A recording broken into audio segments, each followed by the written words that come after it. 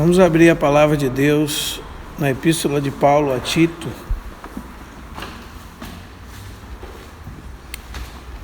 Epístola de Paulo a Tito,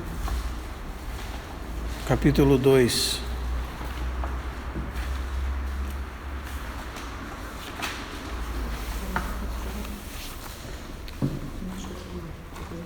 Tito, capítulo 2, versículo 11.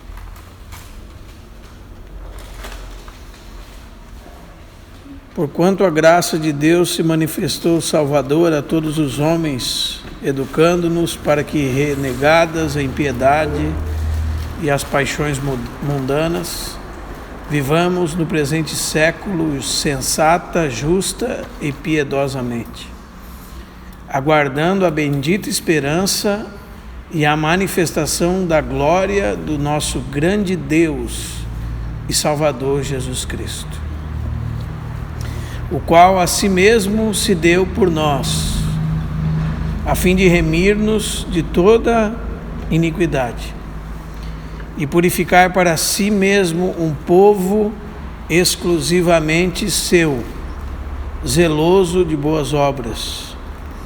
Também o capítulo 3, verso 4.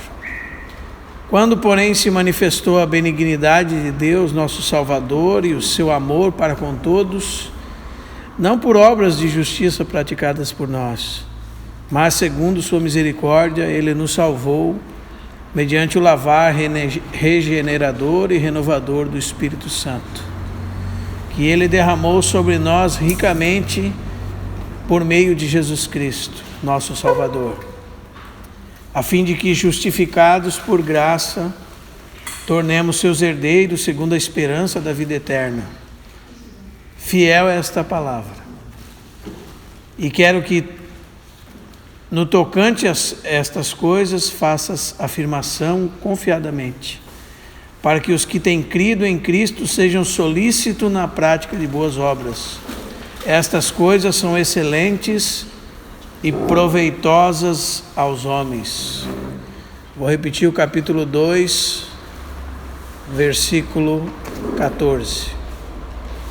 O qual a si mesmo se deu por nós, a fim de remir-nos de toda iniquidade e purificar para si mesmo um povo zeloso de boas obras.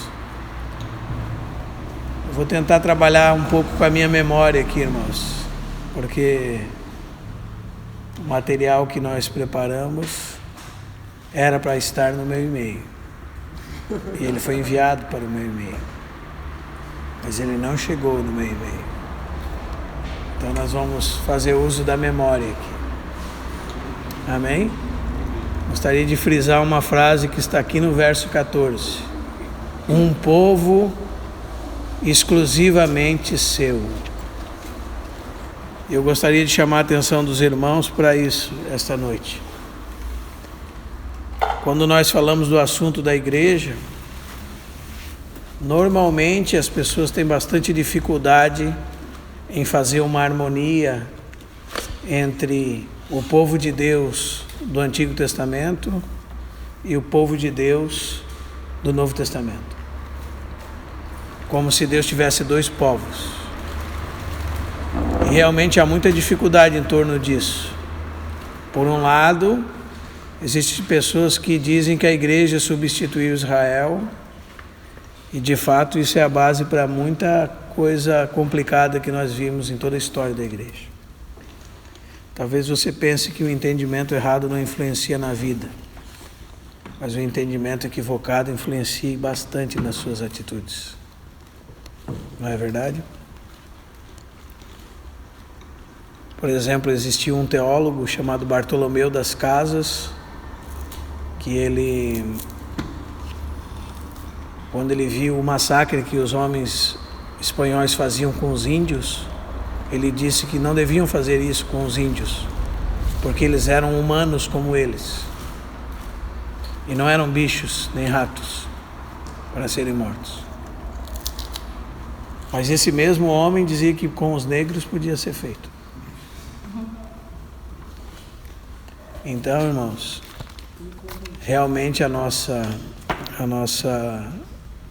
teologia equivocada se aplica muito seriamente, muito na nossa vida prática. O entendimento que nós temos de Deus, do mundo, de nós mesmos, do sacrifício de Jesus da cruz.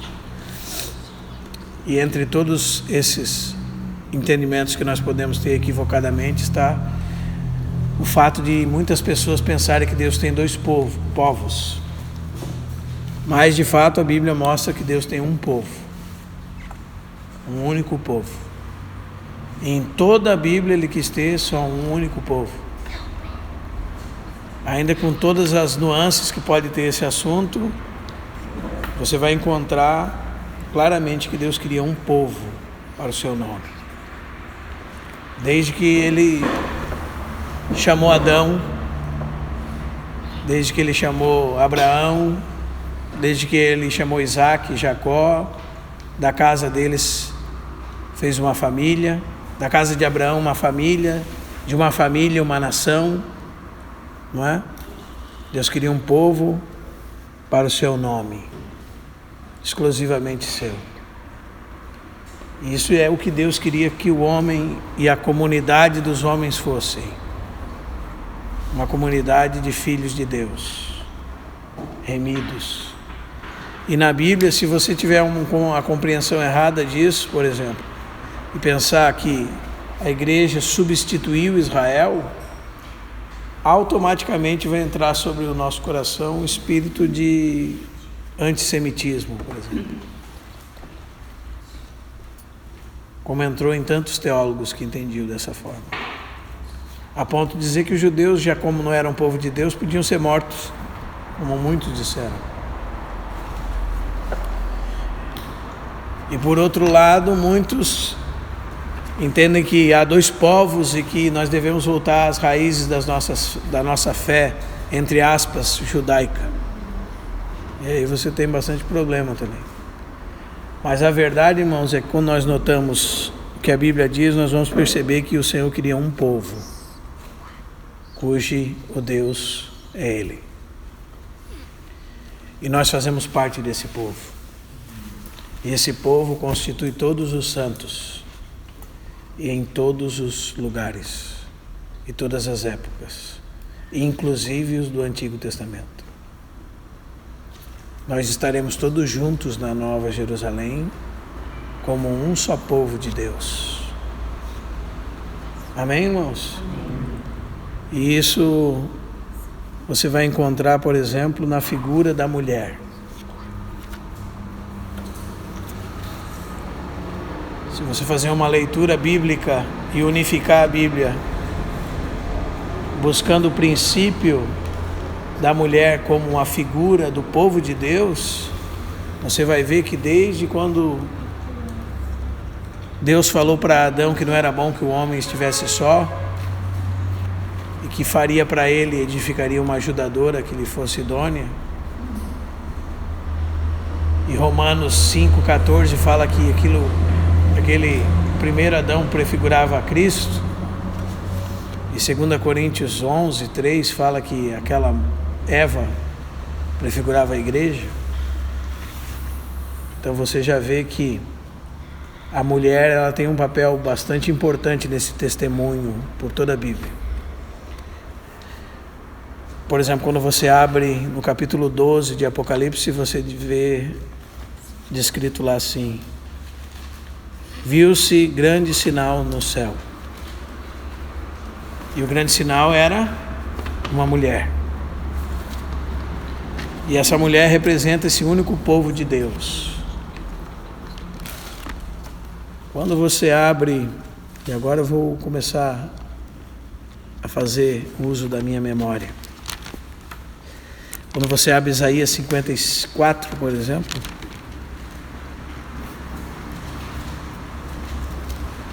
todo esse capítulo descreve Jeová como o marido e o povo dele como a esposa, como a mulher.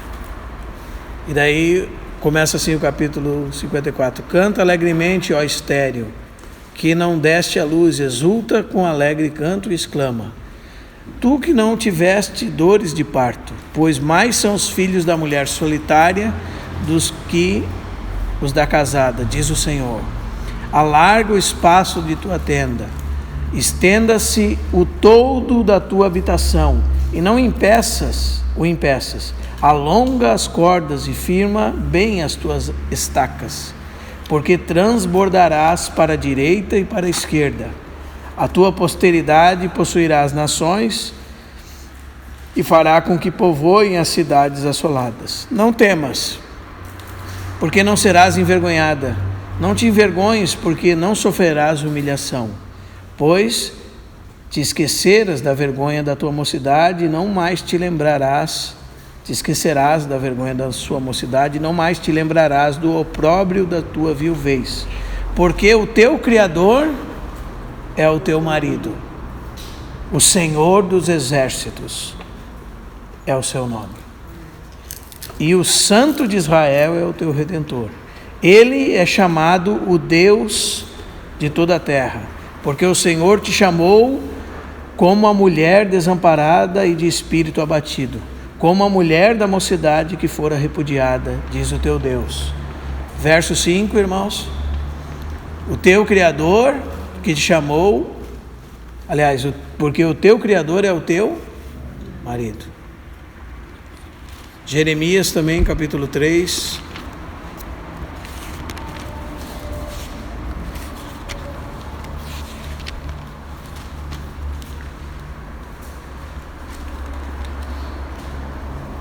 Agora nós todos vamos notar que essa esposa é um plural de filhos de Deus.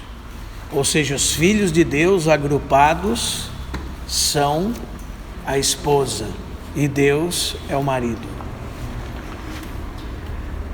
3,14 de Jeremias: Convertei-vos, ó filhos rebeldes, diz o Senhor, porque eu sou o vosso esposo, e vos tomarei um de cada cidade e 2 de cada família, e vos levarei a Sião. Quem são a esposa aqui nesse texto, irmãos? Os filhos. Convertei-vos, ó filhos rebeldes, diz o Senhor, porque eu sou o vosso esposo. Também você encontra essa figura em Oséias, irmãos.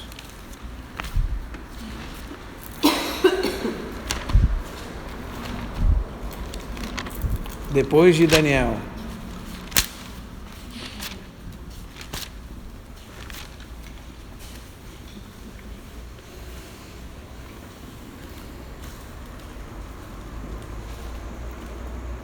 O Senhor falando para aquele povo: desposar-te-ei, 2,19.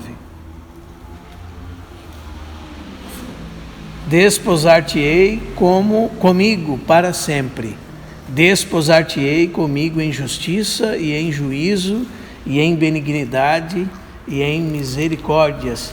Desposar-te-ei comigo em fidelidade, conhecerás o Senhor. São linguagens de um marido para sua esposa. A própria nova aliança em Jeremias 31, 32, irmãos, é uma linguagem do marido para a esposa.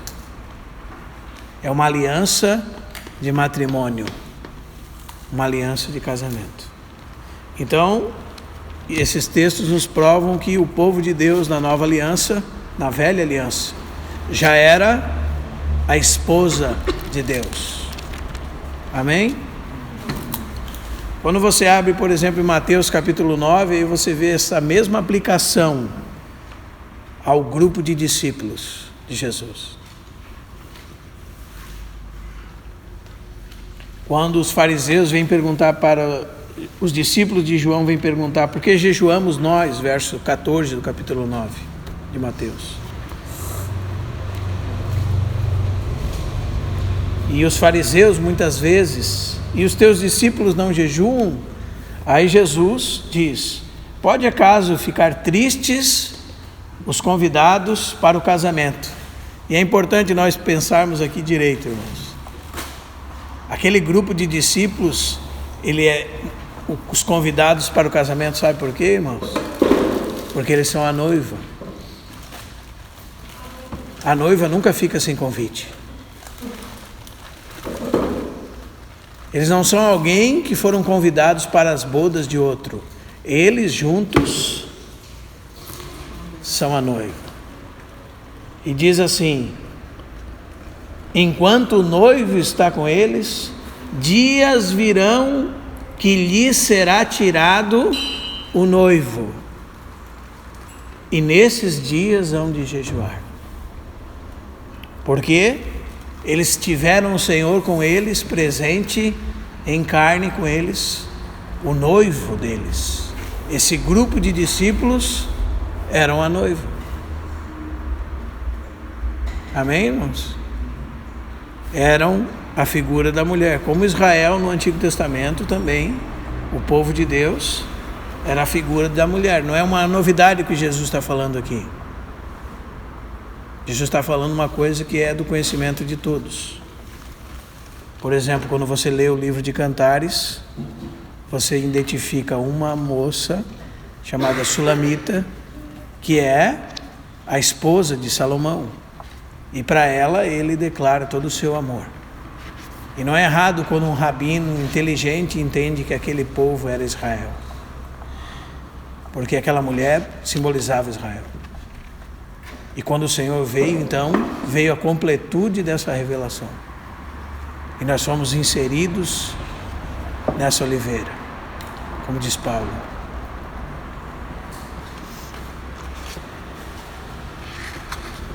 E Jesus diz assim: dias virão, contudo, em que o noivo lhe será tirado. Nesses dias jejuarão. Quando você vai lá para João, capítulo 3, você tem essa figura maravilhosa novamente. Quando os discípulos de João vão até João e suscitam contenda a respeito da purificação entre os discípulos de João e um judeu, e eles vão até João e diz: mestre, aquele que estava batizando está além do Jordão batizando, e muitos saem ao seu encontro. Verso 26. Respondeu João: o homem não pode receber coisa alguma se do céu não lhe for dada. Vós sois testemunhas de que disse: eu não sou o Cristo, mas fui enviado como seu precursor. Aí João dá essa declaração maravilhosa, né, irmãos? Quem tem a noiva é o noivo. O amigo do noivo, muito que está presente e ouve, regozija-se com a voz do noivo. Essa alegria se cumpriu em mim. Convém que ele cresça e eu diminua. E depois lá na Nova Jerusalém você vê a figura quando João fala no capítulo 21, verso 2, e também no capítulo 21, verso 9, quando ele diz para João: vem, mostrar-te-ei a noiva do Cordeiro, a esposa do Cordeiro. Então essa figura da mulher é muito importante, irmãos, porque não são duas mulheres, é uma única mulher, um único povo. Isso vai nos livrar de muitos problemas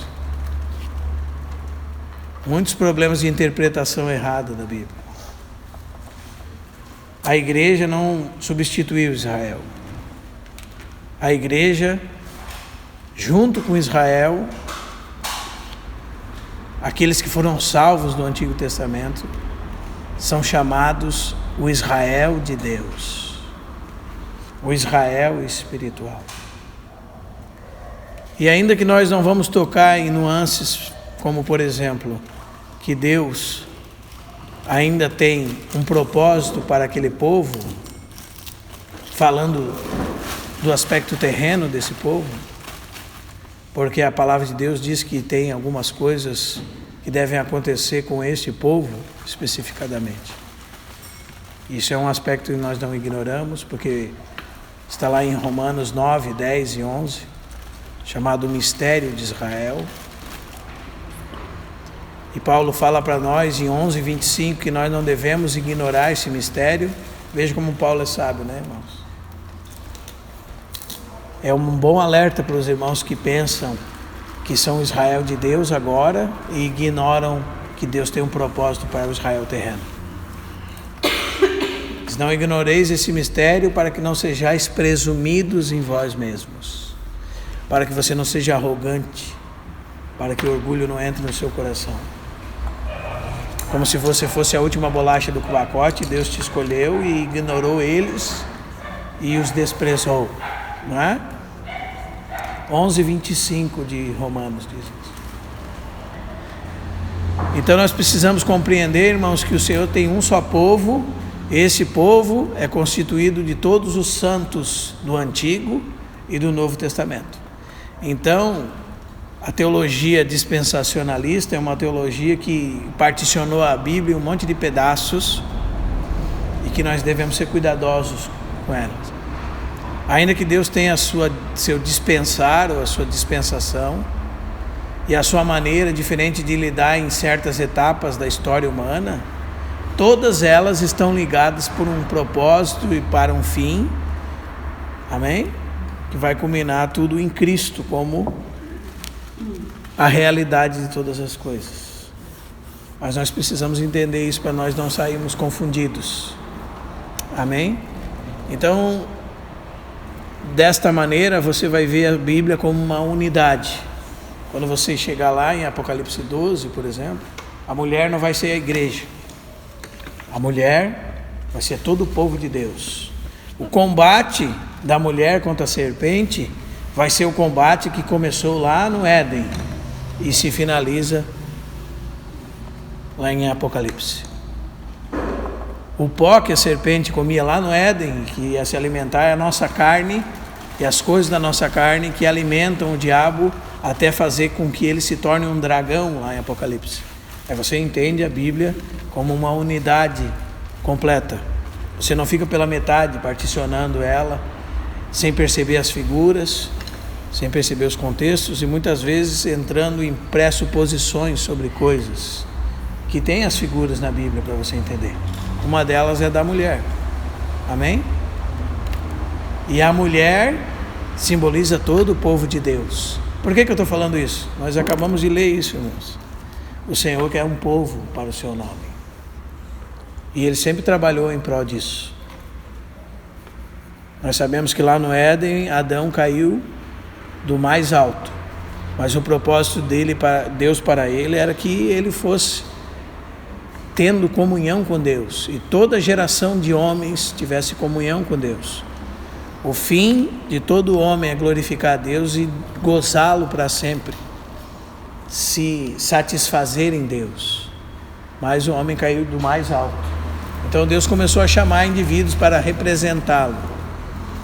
De Abraão ele fez uma família primeiro. E dessa família ele fez uma nação. E esse sempre foi o propósito dele para todos os homens. E através dessa nação veio o Messias. E quando o Messias veio, então nós encontramos a realidade de nós sendo inseridos nessa verdade. Amém? A Bíblia diz que em Gálatas 4, que na plenitude dos tempos, Deus enviou seu Filho ao mundo. E quando você vê para que Deus enviou seu Filho ao mundo, a palavra de Deus diz que Ele veio para salvar aquilo que havia se perdido.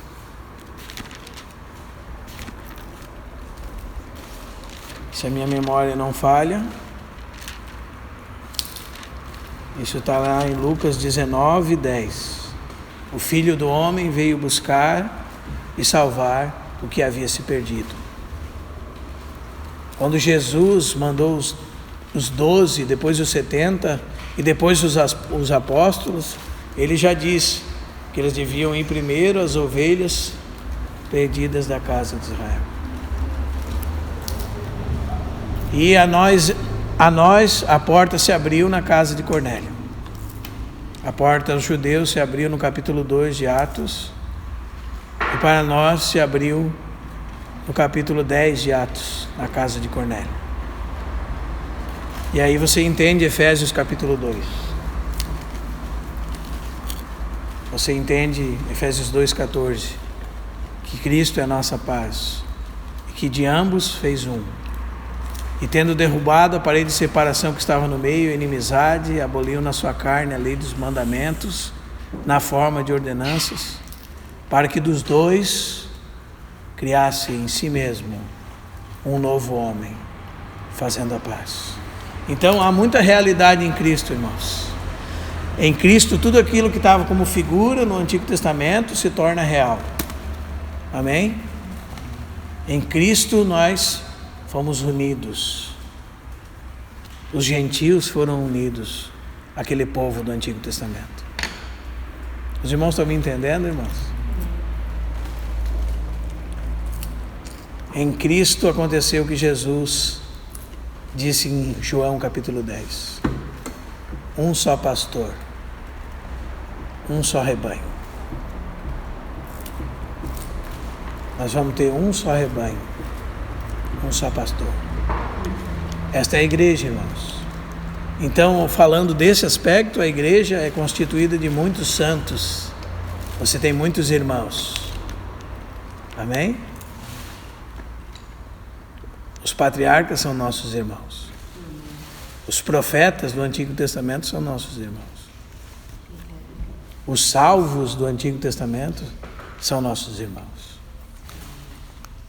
O primeiro homem que foi regenerado por Deus depois é nosso irmão.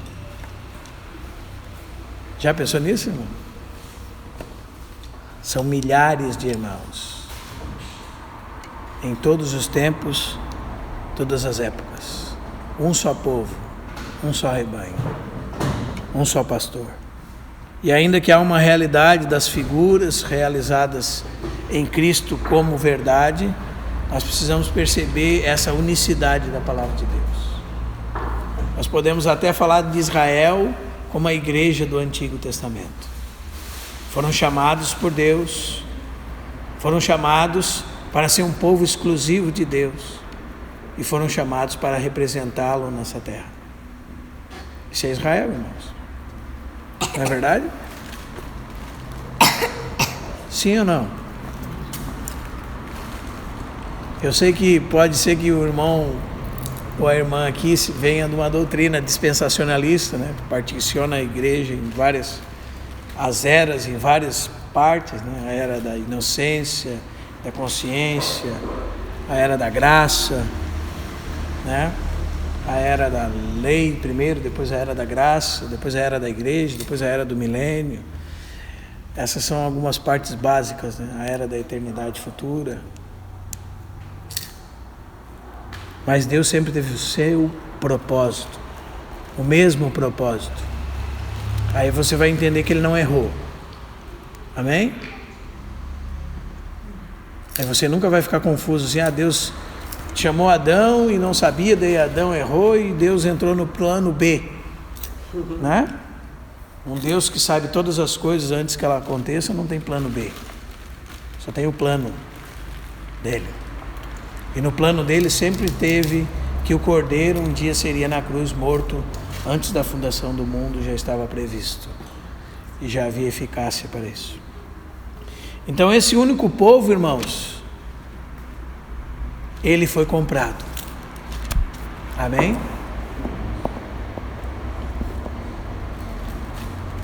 Isso nós precisamos estar bem claros. O Senhor veio para estabelecer uma obra que teria efeito em toda a história do mundo. Antes, Deus lidava com os pecados deles, até tratá-los definitivamente na cruz de Cristo, como fala Paulo em Romanos 3, 24. A quem Deus propôs pelo seu sangue, no seu sangue com propiciação mediante a fé, para manifestar a sua justiça, por ter Deus, na sua tolerância, deixado impunes os pecados anteriormente cometidos, tendo em vista a manifestação da sua justiça no tempo presente, no tempo de Cristo. Para Ele mesmo ser justo e justificador daquele que tem fé em Jesus. Então todo esse povo foi comprado pelo mesmo sangue. Amém, irmãos? A única diferença é que eles estavam atrás de nós no tempo e pela fé criam no sacrifício futuro de Cristo e prefiguravam esse sacrifício pelo sacrifício dos animais. Mas todos eles foram comprados para Deus, como nós. E onde nós encontramos isso? Encontramos, por exemplo, em 1 de Pedro, capítulo 1, versículo 19.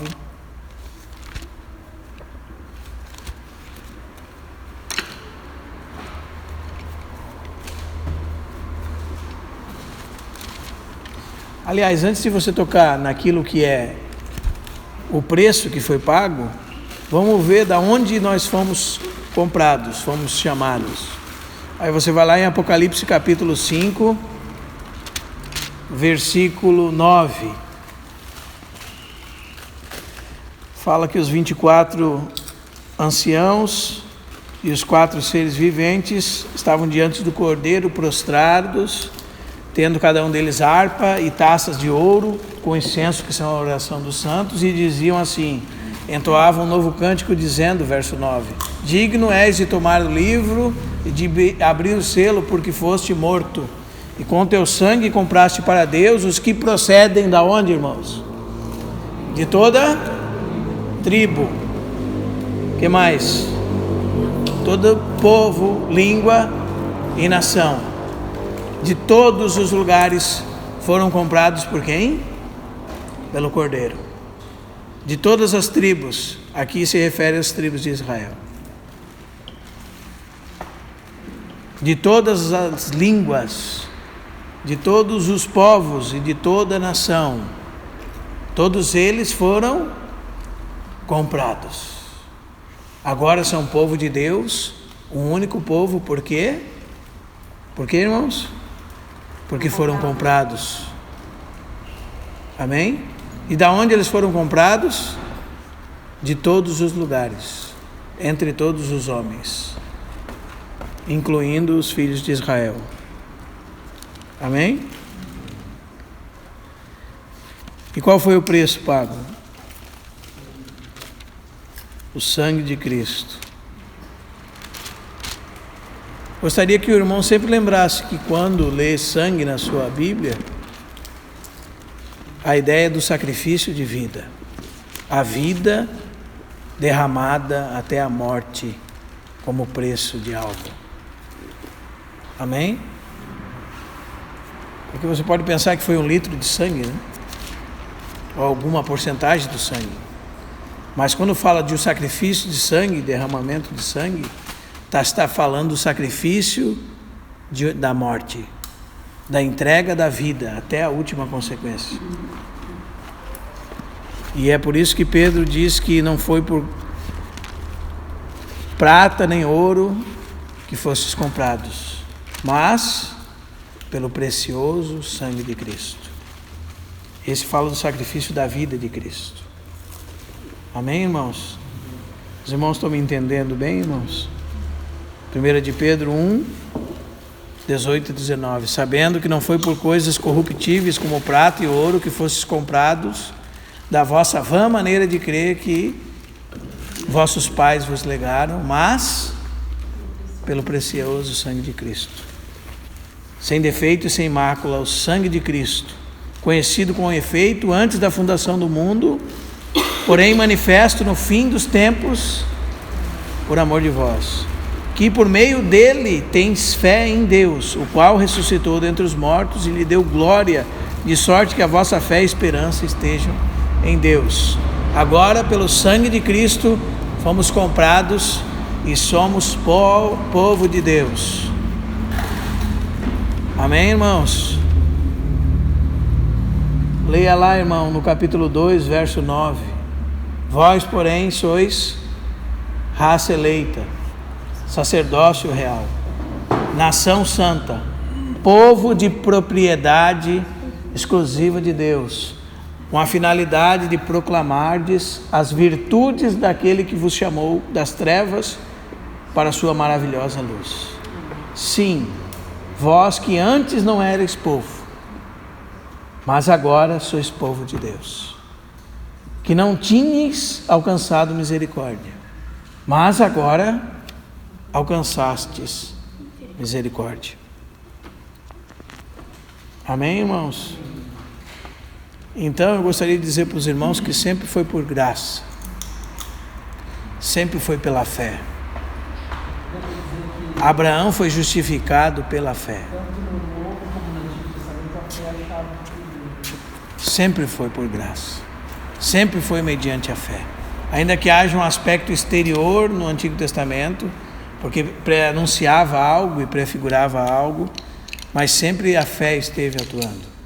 Sempre foi a graça, sempre foi o sacrifício, sempre foi o cordeiro. Os irmãos estão entendendo, irmãos? E ainda que Deus trabalha no tempo para um fim e terá uma consumação de tudo, tudo está ligado para um único fim.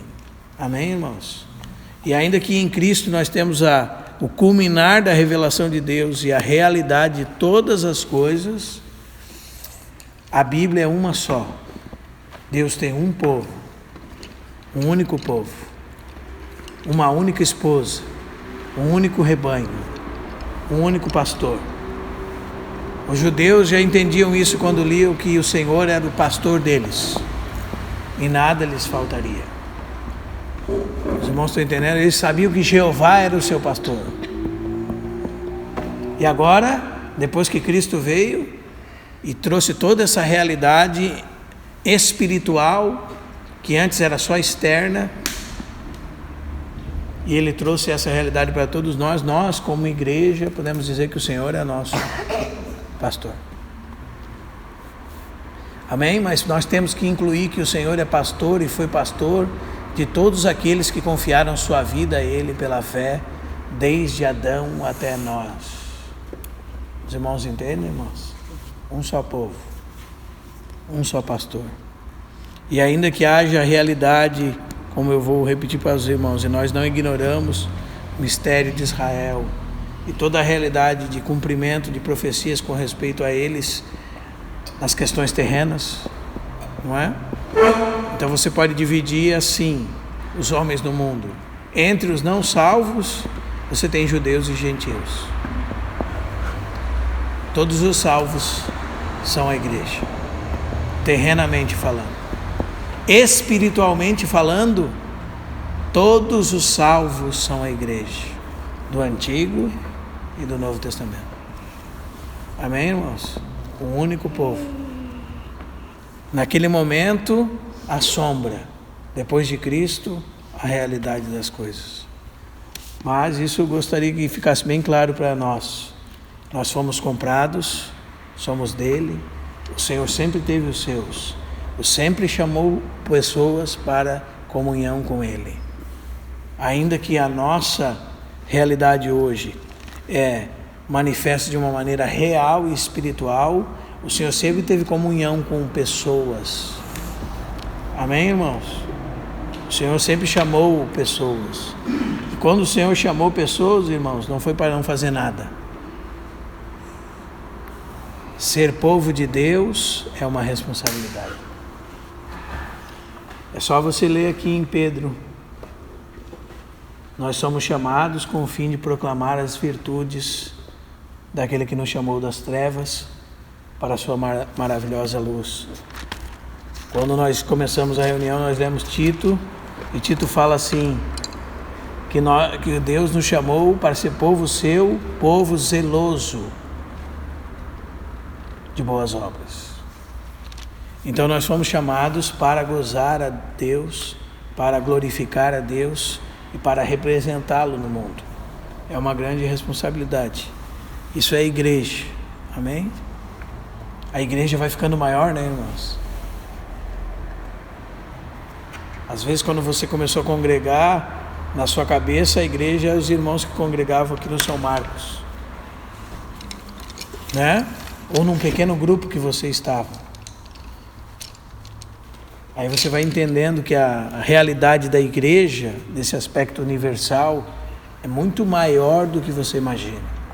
Ela abrange todo o povo de Deus, salvo pela graça, mediante a fé. Não é lindo isso, irmãos? Então Paulo não tinha problema com isso, em pegar a figura de Abraão e dizer, porque Abraão não foi justificado pelas obras, não é?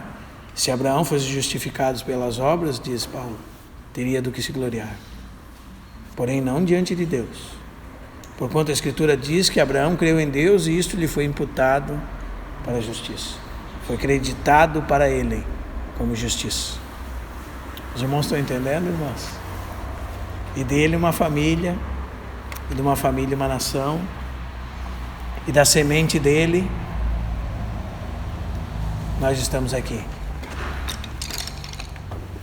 Da semente dele veio Deus encarnado, Salvador do mundo. E quando o Senhor estava nessa terra, ele era o noivo. Amém?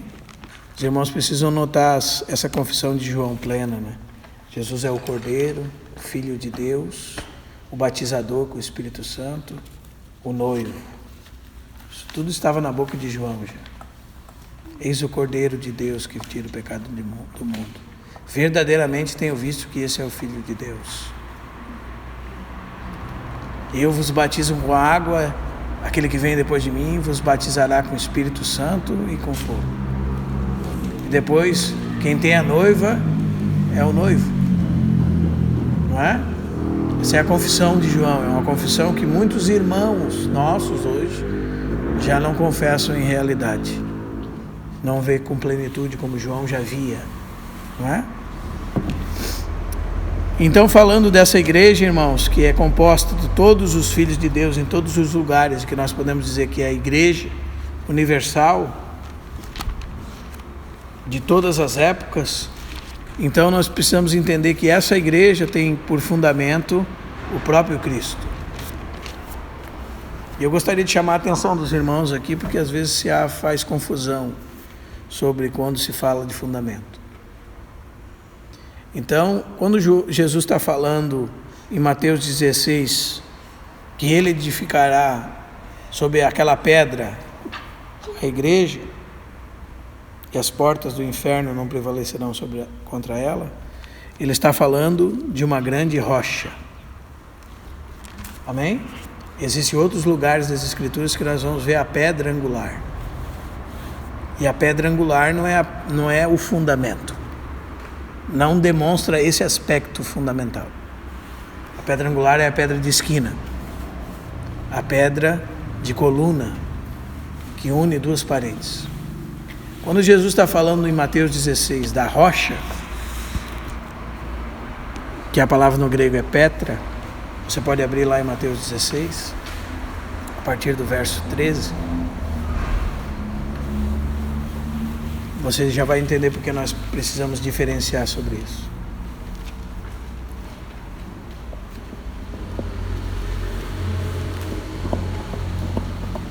A figura de Mateus 16, irmãos, é uma grande rocha onde se cavava na antiguidade até encontrá-la e lançar sobre ela os alicerces.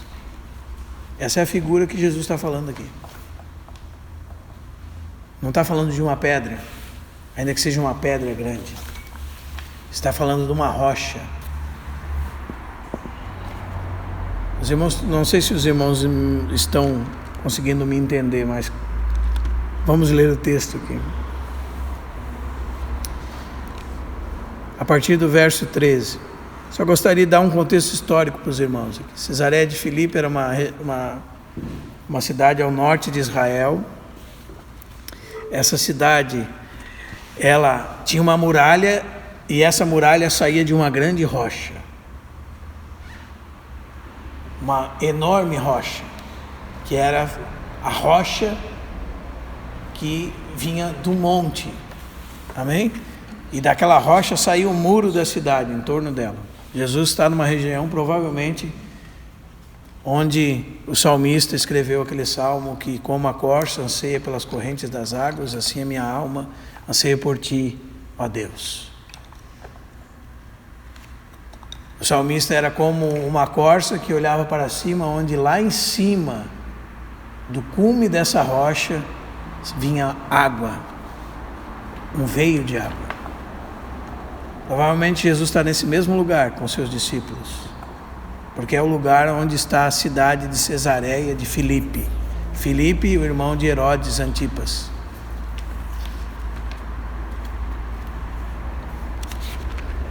Herodes que mandou matar o irmão de João, Tiago, no capítulo 12 de Atos. Jesus está lá, diante desse lugar, falando para os seus discípulos. Seus discípulos têm um contexto geográfico até. Amém, irmãos? Talvez os irmãos nem saibam o que há 2 Herodes no Novo Testamento, né? O Herodes o Grande, que é pai de Filipe, pai de Herodes, um filho dele que se chamava Herodes, né? Herodes o Grande não é quem crucificou a Cristo, não é quem está lá no julgamento de Cristo. Herodes que está no julgamento de Cristo é o filho de Herodes o Grande. Herodes o Grande morreu terrivelmente algum tempo depois do massacre das crianças. E Filipe é o seu irmão, o irmão do filho de Herodes o Grande, e aquele que é acusado por João de tomar a mulher do irmão Filipe é Herodes Antipas. Eu acho que eu estou errando o nome dele, irmãos. Não é Antipas, mas é o filho de Herodes.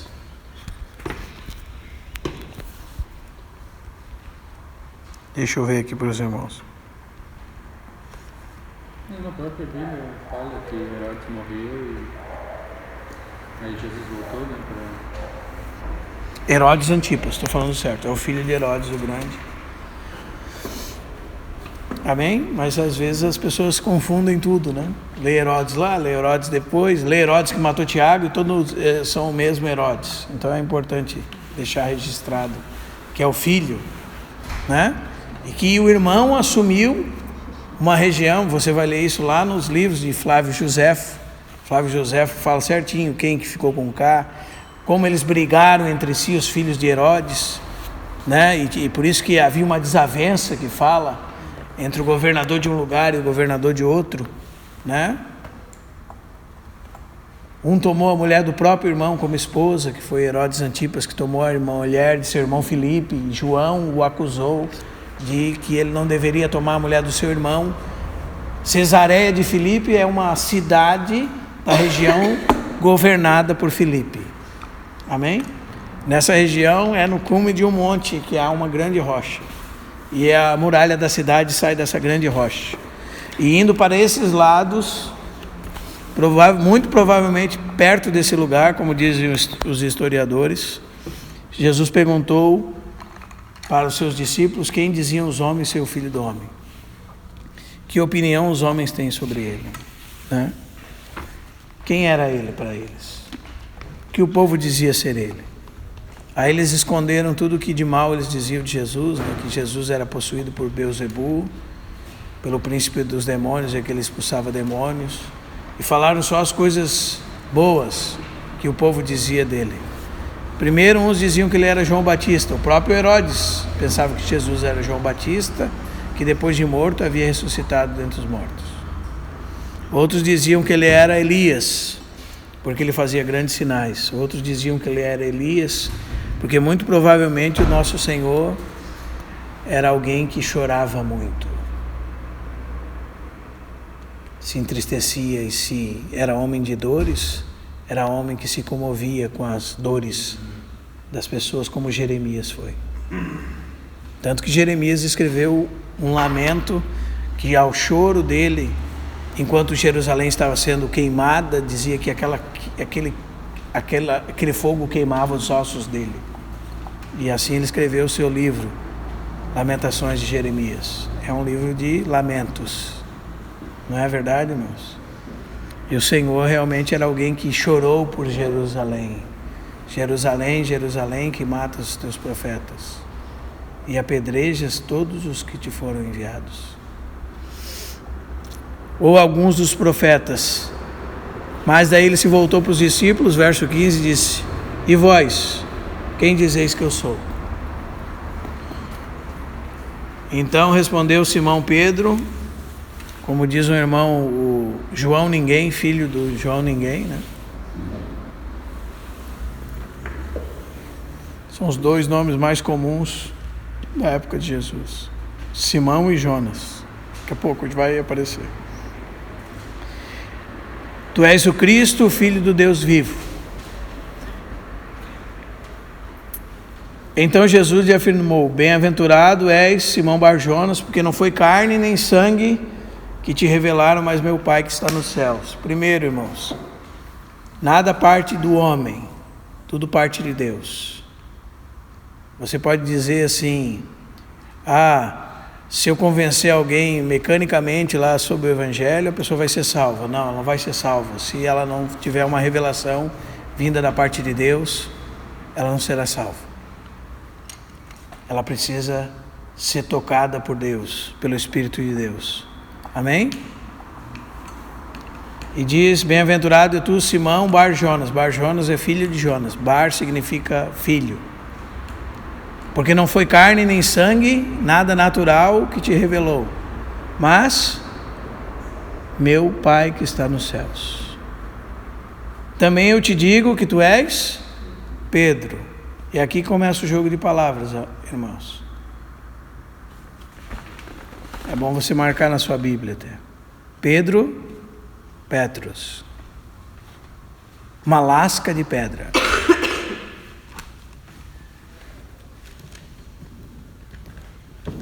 E Jesus continua dizendo: e sobre essa pedra edificarei minha igreja. Talvez para você seja comum esse texto hoje, mas por causa desse texto existe o papado, porque Pedro é a pedra fundamental da igreja, é a rocha fundamental da igreja. Então não é um texto que deve ser a gente sempre guardar bem no coração. O que Jesus está dizendo para Pedro?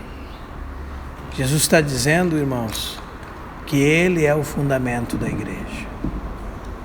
Jesus está dizendo que Ele é a rocha sobre a qual a igreja é colocada. Isso já vai nos lembrar um salmo.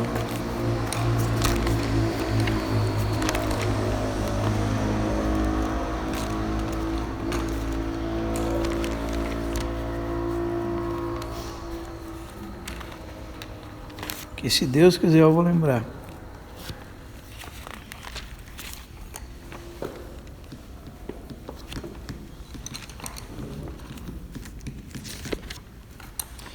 O salmo que eu não estou achando diz assim: pus minha esperança no Senhor e Ele voltou seus ouvidos para mim. Me tirou de um charco de lodo.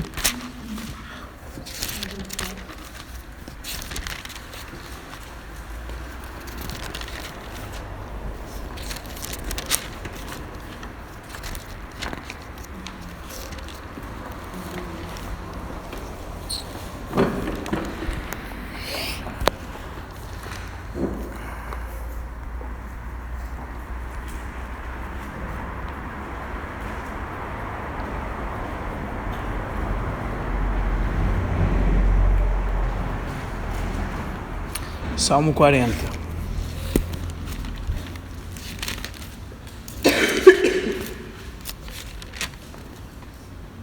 Esperei confiadamente pelo Senhor e Ele inclinou para mim o seu ouvido quando clamei por socorro. Tirou-me de um poço de perdição e de um tremedal de lama.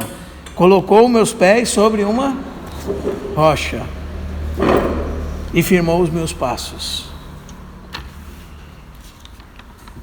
E pôs nos meus lábios o hino de louvor ao nosso Deus. Muitos verão essas coisas, temerão e confiarão no Senhor. Esse é um salmo que nós devemos lembrar. Amém? Não é uma pedra. Você pode firmemente traduzir como uma rocha, se estiver na sua tradução como pedra. Tu és Pedro, e sobre esta rocha eu edificarei a minha igreja. Sabe que rocha é essa, irmãos? Capítulo 7, versículo 24. Todo aquele que ouve as minhas palavras e as pratica é comparado a um homem prudente que edificou a sua casa sobre a rocha. Sabe como é que ele fez? Ele cavou cavou até encontrar uma rocha e colocou sua casa edificada sobre a rocha. É uma grande pedra. Amém, irmãos? É uma pedra de fundamento. Essa rocha ali, eu lembro desse texto, que ela simbolizaria a revelação de Jesus Cristo. Isso. A revelação que Pedro teve, que Jesus Cristo era o Filho de Deus. E essa revelação seria o fundamento. Isso. Só que é importante a gente sempre frisar o seguinte, irmãos. Qual é o fundamento da igreja? Cristo Jesus. Sua pessoa e sua obra. Amém? Guarde bem isso no seu coração, irmãos. O fundamento da igreja é o próprio Senhor. Não é uma revelação do Senhor. A revelação faz parte, mas é o próprio Senhor o fundamento da igreja. Os irmãos estão entendendo, irmãos? Quando ele é revelado a alguém, há fundamento. Mas nós não podemos separar o fundamento da revelação. Alguns vão dizer assim, a revelação, e fala da revelação, mas revelação sem o revelado não é nada. Então, o que Pedro teve de revelação da parte de Deus foi quem era Jesus, sua pessoa e sua obra. Os irmãos estão entendendo? Jesus é o Cristo, é que ele é o Filho de Deus e é o Messias. Ele está falando de Jesus, pessoa. Quem é Jesus? O Filho de Deus. Qual é a obra de Jesus? A obra do Cristo, do Messias, do Salvador do mundo. Os irmãos estão entendendo, irmãos? E esse jogo de palavras que está no verso 18. Tu és uma pequena lasca de pedra, e sobre eu mesmo, sobre a revelação de quem eu sou, sobre a realidade espiritual de quem eu sou, eu edificarei a minha igreja. Então o Senhor é o fundamento da igreja. Amém? Nós precisamos perceber isso, irmãos, bem claramente. E as portas do inferno não prevalecerão contra ela. Aí você vai entender duas interpretações possíveis aqui. As portas do inferno, falando de uma equipe de entidades místicas provindas de Satanás, demônios, principados, potestades, poderes, e é uma interpretação correta. E também que esse era chamado lugar dos mortos, e que diante dessa revelação os mortos ressuscitarão. Com base nessa revelação, as almas que estavam no Hades serão ressuscitadas. As duas coisas estão corretas. Diante dessa revelação da igreja, os mortos ressuscitarão.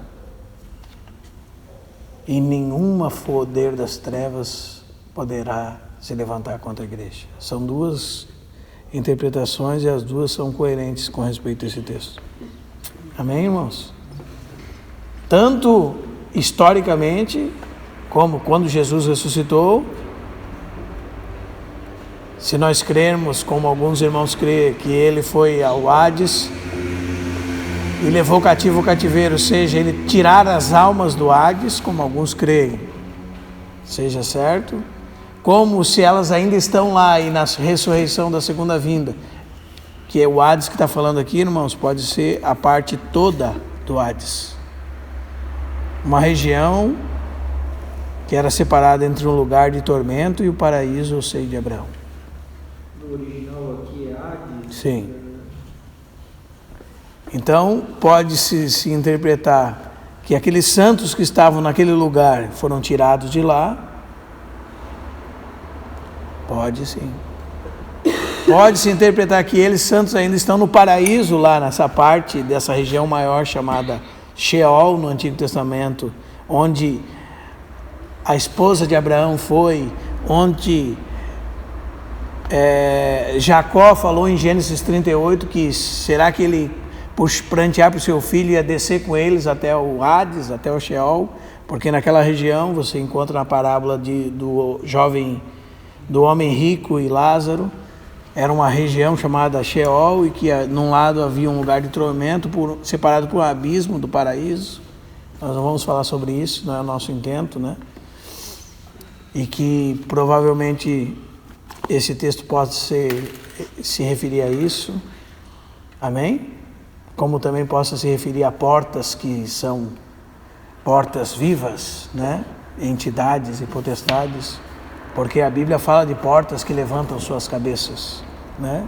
E não são coisas inanimadas que levantam cabeças, e que nem têm cabeças, certo? Amém, irmãos? Então, todas essas interpretações, que a gente não vai entrar em detalhes, são possíveis nesse texto, né? E pode também ser que, se os irmãos que dizem que o Hades ainda... o paraíso está no mesmo lugar, como o irmão Delcio e outros irmãos. Então, quando Jesus voltar, eles sairão de lá, então, né? E os irmãos que dizem que eles já estão com Cristo e esse lugar é lá no céu, quando Jesus levou cativo o cativeiro, e eles voltarão de lá com Cristo, né? Também estão certos. Então, independente de onde está o paraíso, dependendo da sua interpretação, aqui pode ser tanto uma coisa como outra. Dar-te-ei as chaves do reino, os irmãos sabem que são duas chaves. Atos capítulo 2, para a porta dos judeus. Atos capítulo 10, para a porta dos gentios, né? Essas foram as chaves dadas a Pedro. Em Atos 2 você vê a chave quando ele abre a salvação para todos aqueles judeus. Essas chaves foram dadas para Pedro. Dar-te-ei é para Pedro, né? Não, dar-te-ei é para Pedro, né? Por isso que os padres acham que o Papa recebeu esse papado de Pedro, e ele é o representante de Cristo, como Pedro foi, né? E a sucessão apostólica dita pelos católicos nasce nesse texto aqui. Mas o próprio Bento XVI, quando escreveu um livro sobre Jesus Cristo, ele mandou as pessoas lerem Oscar Kuhlmann sobre essa questão da sucessão apostólica. Eu mesmo li no livro dele, ele mandando ler, um irmão que não é católico, e é um irmão que contou a história dos papas desmentindo a sucessão apostólica. Então parece que o Papa não era muito crente na sucessão apostólica, né? Que ele mandou ler o Oscar Kuhlmann, e o Oscar Kuhlmann conta a verdadeira história dos papas, né? Mas vamos voltar para o texto. Jesus, então, é o fundamento da igreja, a pedra fundamental. Amém, irmãos? A pedra. Aí você precisa entender que é um pouco diferente da pedra de esquina. Então essa é a pedra fundamental. Quem é a pedra da igreja, irmãos? Fundamental. E não há outro fundamento a não ser este. 1 Coríntios 3:11. Jesus Cristo. Ninguém pode pôr outro fundamento. Os apóstolos, quando pregam o evangelho, eles estão colocando o fundamento, o qual não é outro, senão Jesus Cristo. Mas não há só essa pedra representando Cristo. Há uma pedra lá em Mateus capítulo 21. Essa é a pedra como rocha, né, irmãos? Agora, Mateus capítulo 21, você tem a pedra angular, ou a pedra de esquina.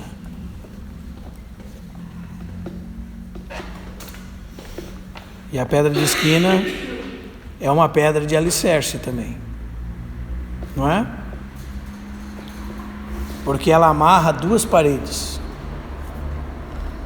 A pedra de esquina, ela é posta no canto do edifício, como a gente faz com uma coluna hoje. A gente levanta uma parede de tijolos aqui, uma parede primária.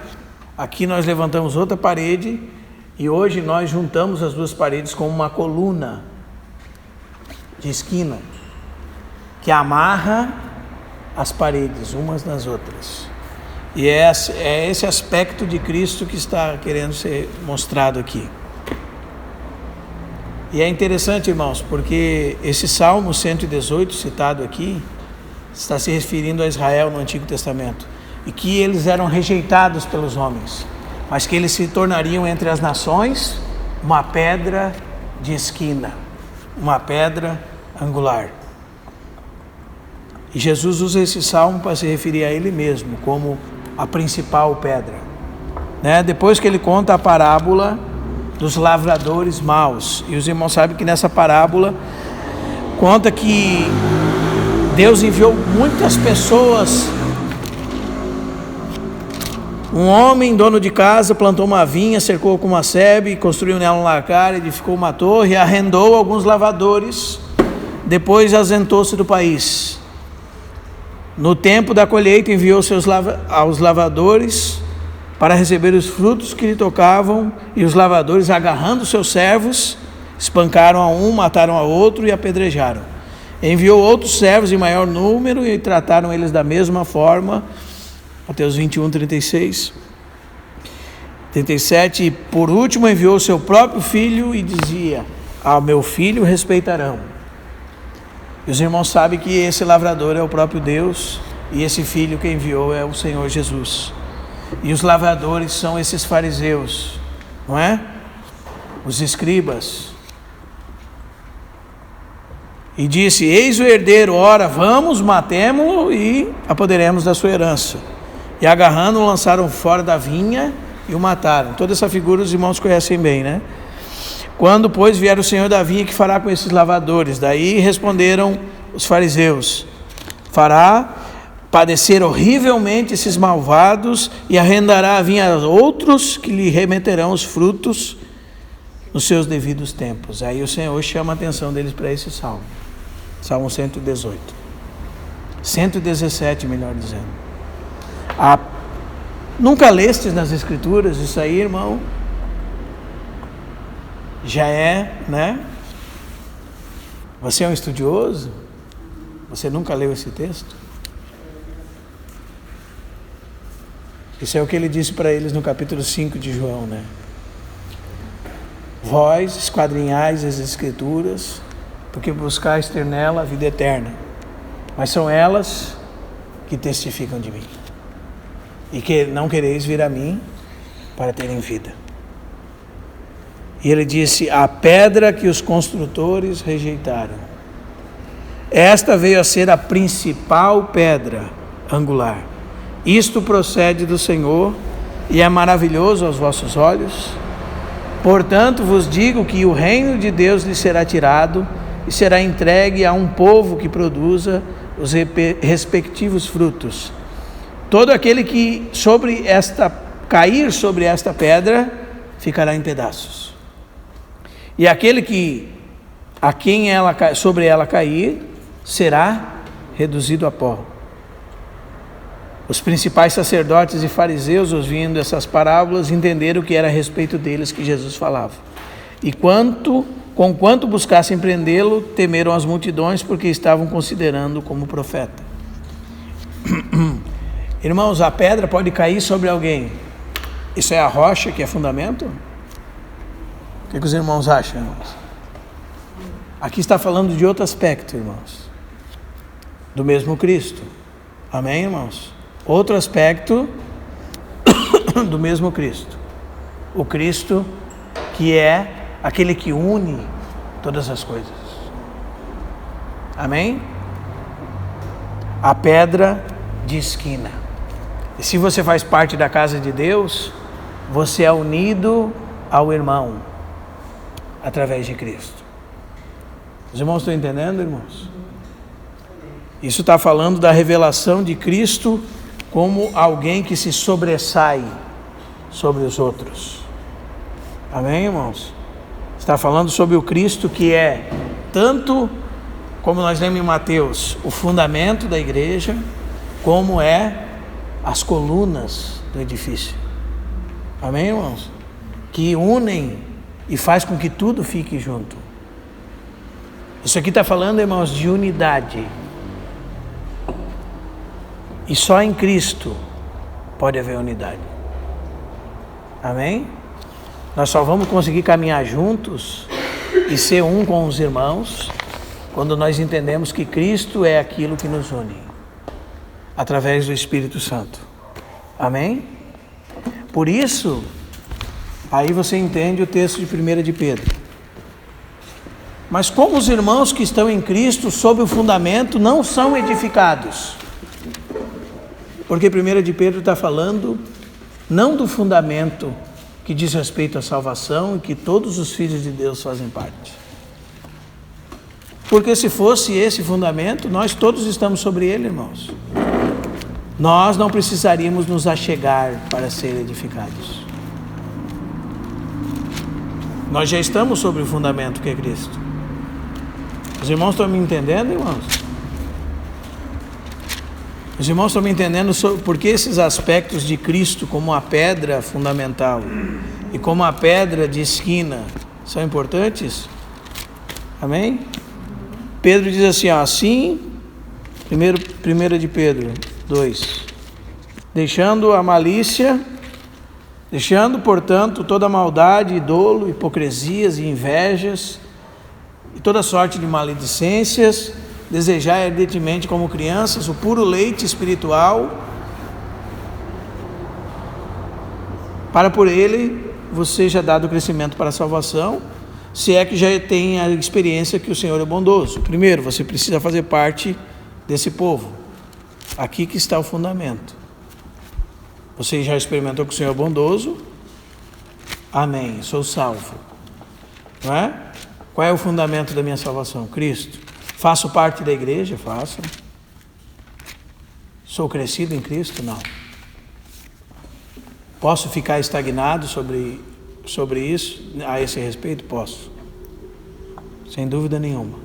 Aqui você entende qual é a realidade da igreja atual. Todos eles experimentaram que o Senhor é bondoso, irmãos.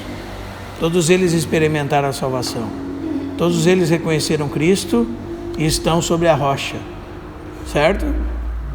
Mas por que não são edificados? Porque Cristo não é só a rocha fundamental.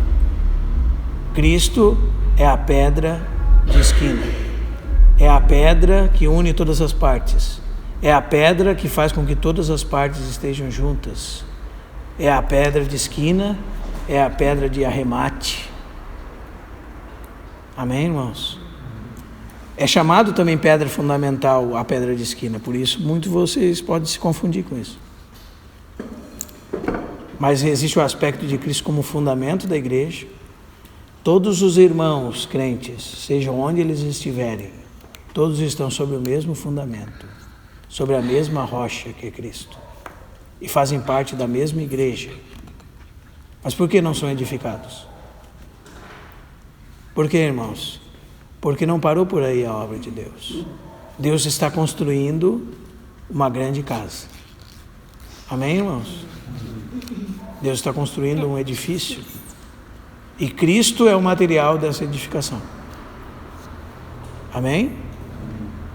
E Cristo é o material que une toda essa edificação. Os irmãos estão entendendo? E nós precisamos ter essa experiência, irmãos. Chegando-vos para Ele. Isso é uma coisa contínua para a edificação. Amém, irmãos? Caso você não se achegue a Cristo, você continuará salvo, continuará sobre a rocha que é Cristo. Mas não há edificação. Não há edificação, não há sacerdócio, não há casa, não há realidade, não há sacrifício. Porque se você pegar o primeiro pedaço do verso 4, depois da segunda vírgula do verso 5, e juntar essas duas sentenças, que estão todas separadas por vírgula, você vai ter a seguinte frase: chegando-vos para ele, sois edificados. Chegando-vos para ele, daí a vírgula vem para explicar quem é ele. Ele é a pedra que vive. Essa pedra aqui, irmãos, não é Petra, é litos. É a pedra angular. Não é rocha, é litos. Tem que chamar a nossa atenção isso. Até a palavra usada aqui é outra, para você nunca fazer concordância errada. Amém? A pedra aqui é outra. Até a palavra aqui é usada outra, para que você não faça concordância errada. Porque você vai ler pedra lá em 16, 18 de Mateus e vai fazer concordância com pedra aqui. Pedras vivas aqui é litos? Não, todas as palavras pedra aqui é litos. L-I-T-H-O-S. Depois mais para frente nós vamos ver aqui. Mas essas pedras vivas não somos nós? A pedra que vive, que é... Essa é a pedra Cristo. Sim. Isso. Mas as outras... Também, aí somos nós. Mas também é litos? Vamos olhar aqui já.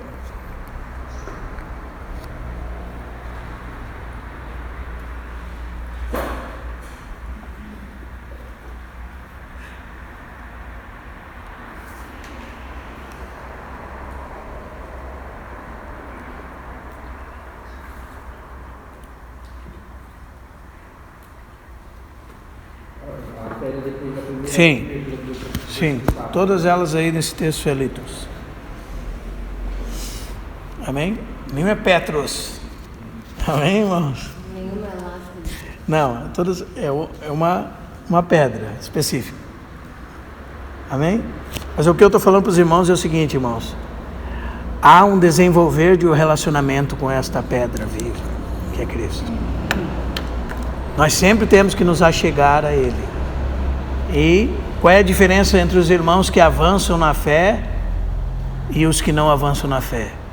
Todos são salvos? Sim, sim. Se têm a Cristo, eles estão sob a rocha. Amém? Mas como é a edificação, irmãos? A edificação tem a nossa participação responsável. E qual é a nossa participação responsável na edificação? Chegar-se a Cristo. Amém? Aí você vai perceber em você o Cristo que está em você. E é sempre interessante enfatizar essa parte, porque os irmãos pensam, então se eu chegar a Cristo, então eu mesmo, por mim mesmo, junto com os irmãos, vou ser edificado. Não. Aí quando você se achega a Cristo para um relacionamento com Cristo, o que é de você mesmo vai indo embora. E o que é de Cristo vai permanecendo. Amém? Então há edificação, porque Cristo é manifesto e há edificação. Então chegando para Ele, quem é Ele? A pedra que vive. Essa pedra é a mesma de Mateus 1,42. Rejeitada sim pelos homens, né? A pedra que os construtores rejeitaram veio a ser a principal pedra angular. Essa é a pedra viva. Essa é a pedra de fundamento, mas não o fundamento como rocha, mas como pedra de esquina, como pedra de alicerce, que é parte do fundamento. Amém, irmãos? Mas não está posta no chão. Os irmãos estão entendendo, irmãos? Para que para cima dela se edifique. Essa é a parte que Paulo fala em 3:11 de Coríntios. Agora essa aqui, irmãos, é a parte que tem a nossa participação responsável. Para o crescimento, precisamos nos achegar a Cristo. Amém? E daí, quando nós nos achegamos a Cristo, verso 5, nós como pedras vivas, nós nos tornamos casa.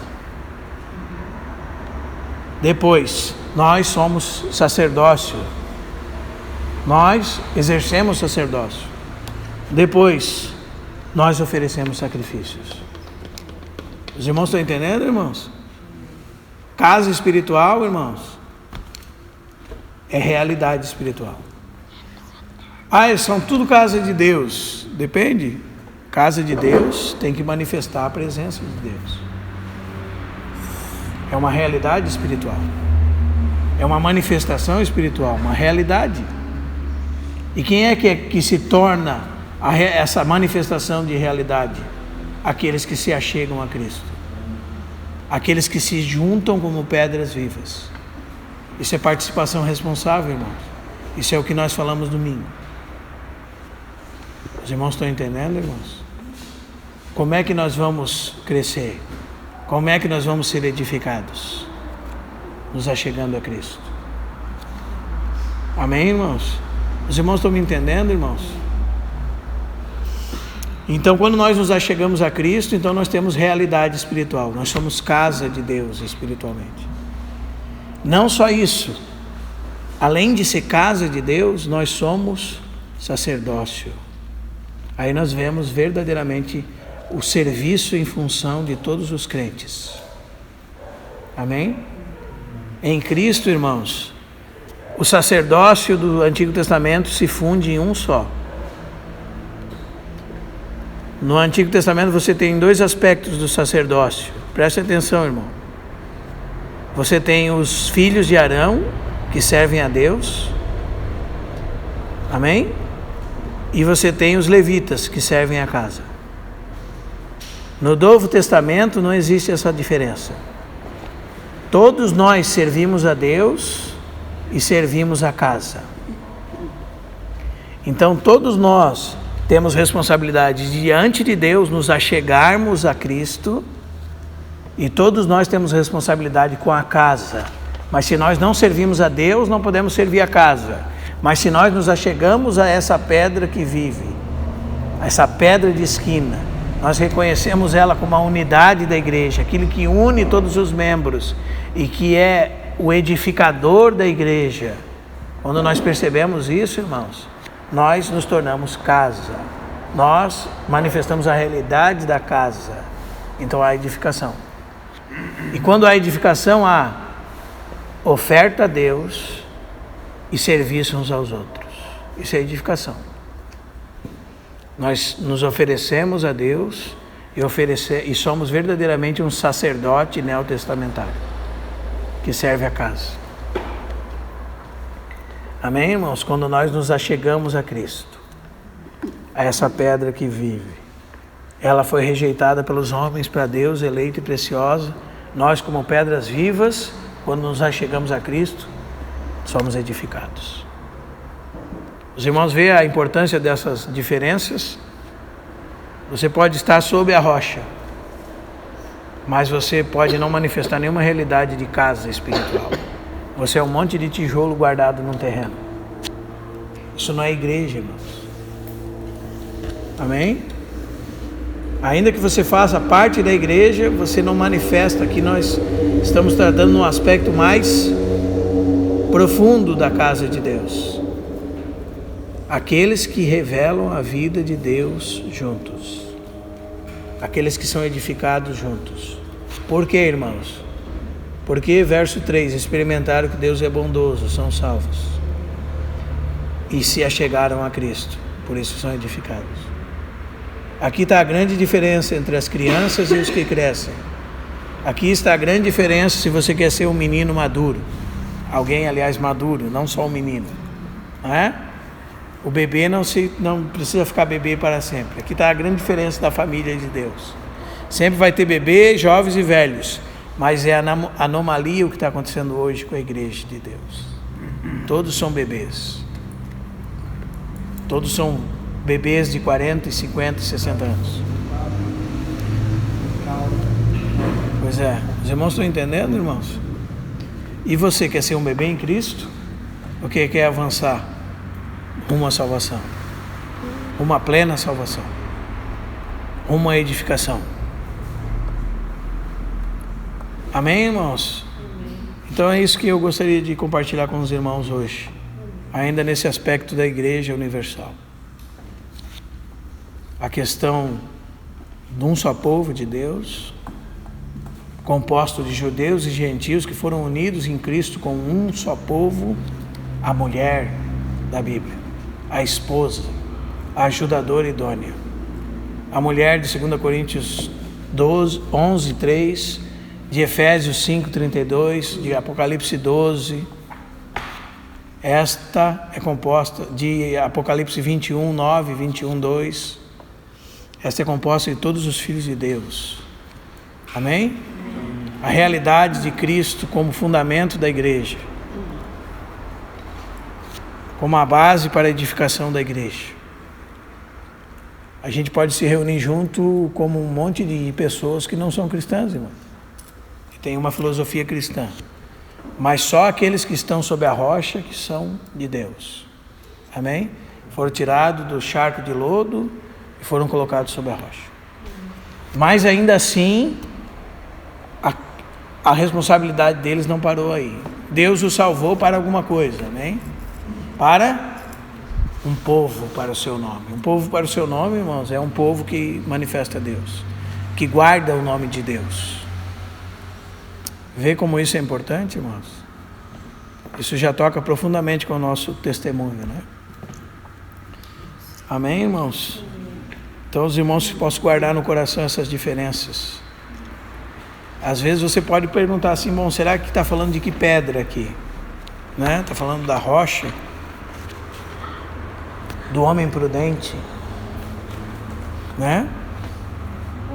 Que estabeleceu realmente a sua casa sobre a rocha?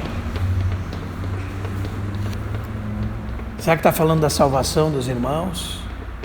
Que estão sob o fundamento que é Cristo como rocha? Mas e daí, como é que funciona essa questão da edificação sobre essa rocha? Não é? Qual é a relação que nós precisamos ter com essa pedra fundamental que já não é a rocha, mas é a pedra de esquina, a pedra de arremate, que ainda faz parte da parte fundamental do edifício. Os irmãos estão entendendo, irmãos? Mas não é a base, é as colunas, as laterais, as superiores.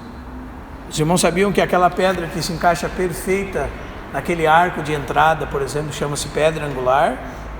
Se tira ela, cai o arco todo.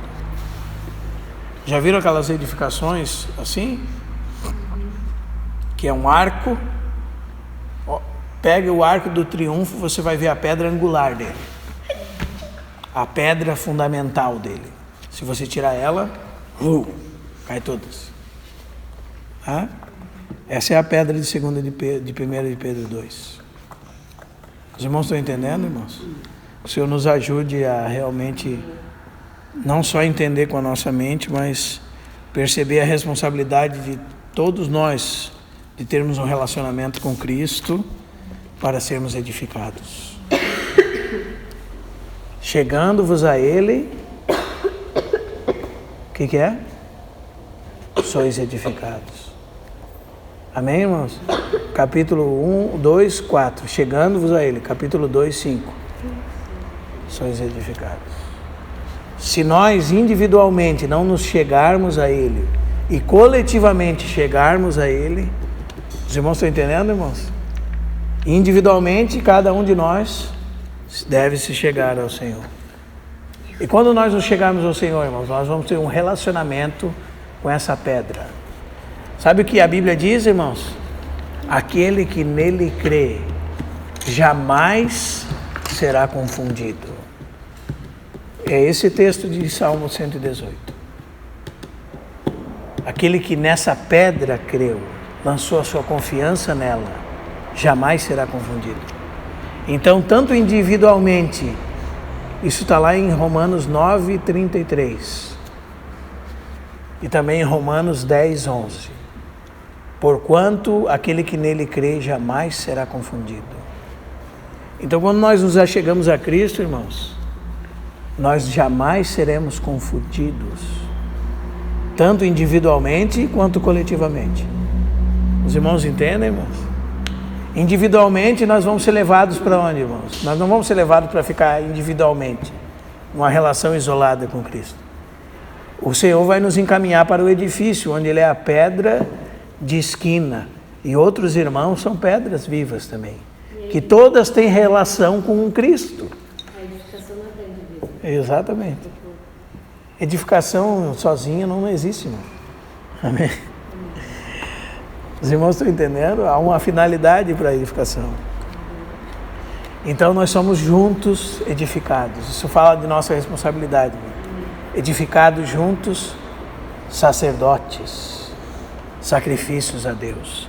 Há uma série de sacrifícios que os sacerdotes sacrificam a Deus.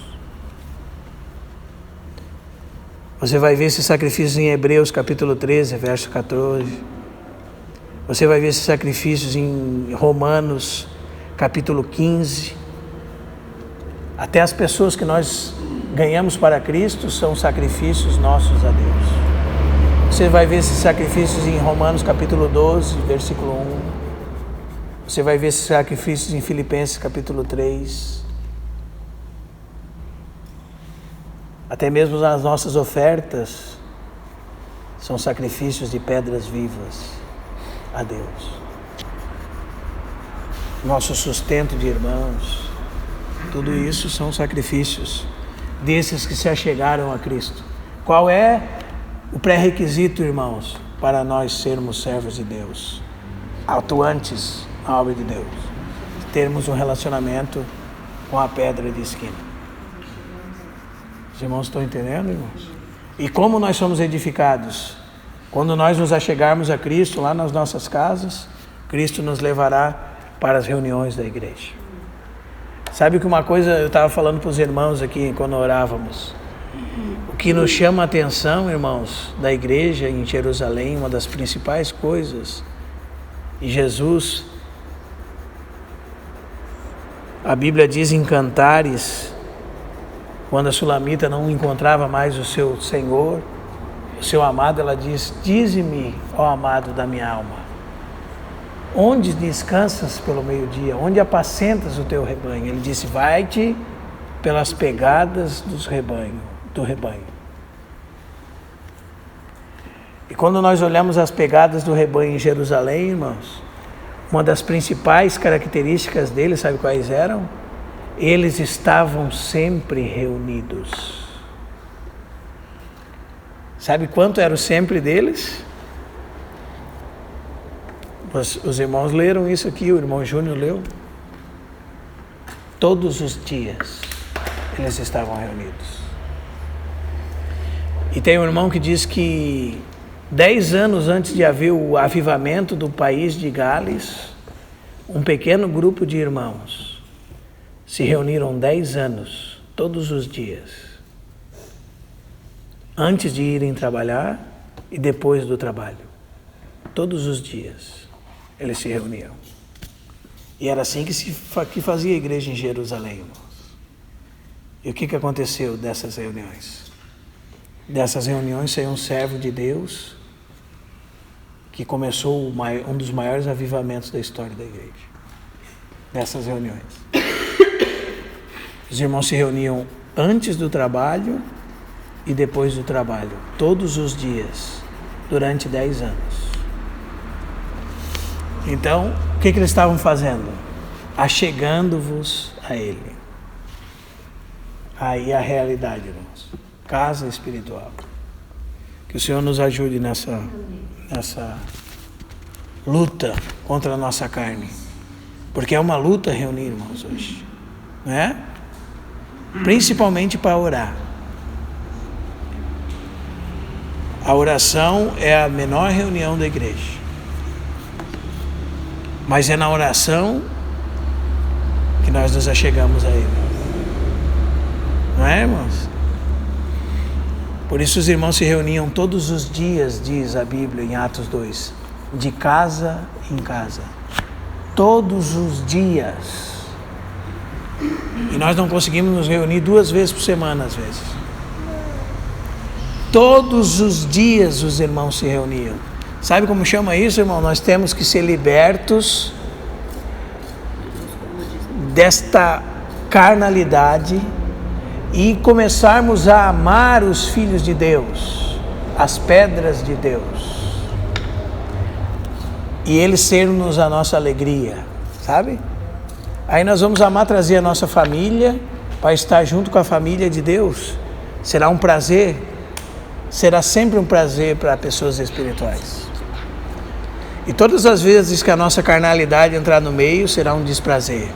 Será uma, poxa, eu vou ter que ir lá de novo, eu já não aguento mais. Mas aquela irmã eu não aguento mais, aquela irmã é muito xarope, aquele irmão não sei o quê, não é assim, irmão? Minha paciência está difícil com o irmão, não é? Sorte que o nosso Senhor é longânimo, irmãos. E quando nós manifestamos a vida dele, nós conseguimos sempre estar juntos. Com o irmão chato, com o irmão débil, né? Com o irmão fraco, com o irmão que nos incomoda. O Senhor nos ajude, irmãos, a estarmos juntos. E que possamos estimular outros a estarmos juntos. Sabe, bater no irmão, irmão, temos sentido a tua falta, irmão. Aí tem irmãos que quando a gente, por amor, diz que tem sentido a falta, irmão, não precisa me cobrar não, que eu sei a minha responsabilidade. Não, ninguém está te cobrando nada.